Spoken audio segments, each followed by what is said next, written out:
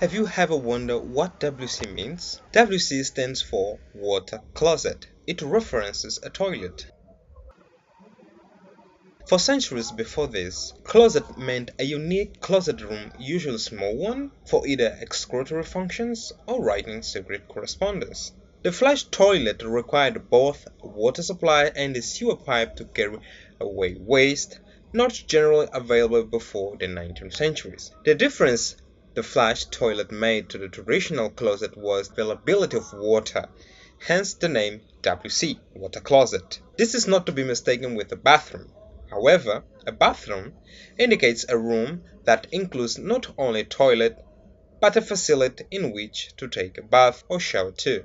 Well, that's all for this video. If you found this information interesting, subscribe to the channel, give a thumbs up, and I'll see you at the next video.